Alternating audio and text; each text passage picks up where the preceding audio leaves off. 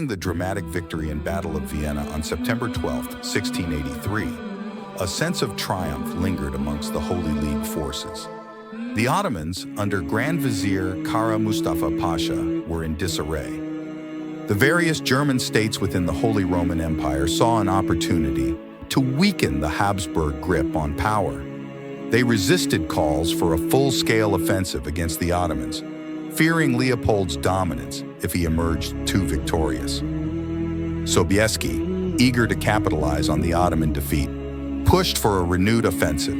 He eventually convinced some German leaders and a smaller Habsburg force to join him. However, by October 6th, when the Polish army reached the vicinity of Parkany, it became clear that a decisive follow-up wouldn't be immediate. The combined Christian forces were tired and depleted after the Vienna campaign. This lull in major engagements would set the stage for the upcoming Battle of Parkany, a clash that would see Sobieski once again face the Ottomans. The Ottoman army, totaling around 150,000 men under Kara Mustafa Pasha, was defeated on September 11, 1683. The main part of the Ottoman forces retreated to the Balkans. A part of the Ottoman army under Kara Mehmed Pasha encamped in Parkany, Hungary, where they were supported by Imre Tokoli, a local ruler. Polish forces under Sobieski followed the Ottoman troops to Parkany to destroy them as they retreated. On October 6, 1683, the Polish army reached the environs of Parkany. The army commanders advised caution, suggesting the advanced guards should rest for a day. Instead, Sobieski decided to surprise the Ottoman army by attacking it with his cavalry. On October 7, 1683, a Polish force of around 5,000 under Sobieski advanced in a rather disorganized manner towards the Ottoman positions. Suddenly, a mass of Ottoman cavalry surged forward to attack them. It did not even have the match cords of its muskets lit and was quickly overwhelmed. The surviving dragoons fled back in panic into Sobieski's main force, closely followed by the Turkish horse, and forced the Poles to beat a hasty retreat to the safety of the Imperial Army, which was following several kilometers behind. The Polish army lost around 1,000 soldiers.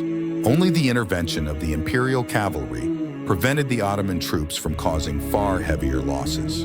On October 8, 1683, Imperial reinforcements totaling 16,700 troops under Charles V, the Duke of Lorraine, joined the Polish army. After defeating the Polish cavalry, Kara Mehmed Pasha was sent 8,000 elite cavalrymen by Kara Mustafa Pasha. The troops of Imre Tokoli were waiting for attack orders on the outskirts of Parkany.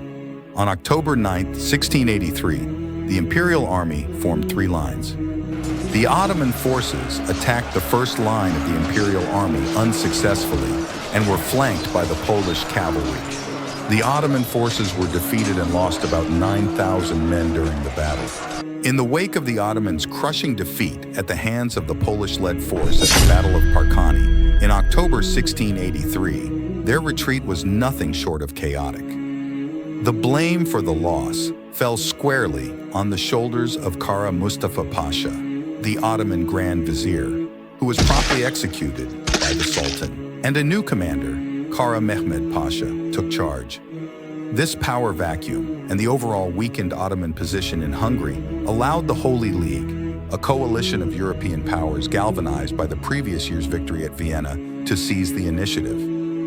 Charles of Lorraine, a highly regarded Habsburg military leader, was entrusted with commanding a substantial army. Estimates range from 38,000 to 43,000 strong. The Ottomans scrambled to shore up their defenses across Hungary, with a particular focus on Buda itself, the garrison of around 7,000 well-equipped soldiers, and was renowned for its sturdiness. The Holy League army, in May 1684, they began their march towards Buda, their morale high and their resolve strengthened by the recent Ottoman setbacks. By June, they had crossed the Danube at Esztergom, a key Ottoman stronghold, which they captured by storm after a fierce battle. Their next target was Pest, Buda's sister city on the opposite bank of the Danube. The Ottomans, unable to effectively defend Pest, resorted to a scorched earth tactic, setting the city ablaze before abandoning it to the approaching Habsburg forces. Finally, with Buda in sight and having shed some troops due to attrition, estimates suggest the army was now around 34,000 strong. The Holy League prepared to lay siege to the formidable Ottoman fortress, a siege that would prove to be a pivotal moment in the long struggle between the Habsburgs and the Ottomans for control of Hungary. In May 1684, an army of 43,000 men marched under Charles V, Duke of Lorraine, to capture the city of Buda from the Turks. The siege. On 30th of June, the imperial main army entered the city of Pest, to which the Turks had set fire shortly before. After the army crossed the Danube at Vach, it began the Siege of Buda, which was defended by approximately 7,000 Turks. The imperial army of 34,000 men began the bombardment of Buda's fortress with 200 cannons on 14th of July, 1684, the anniversary of the beginning of the Siege of Vienna. On 19th July, imperial forces took control of the lower part of the town of Buda. However, since too few troops were available to occupy it, Ernst Rüdiger ordered the houses in that part of the town burned down.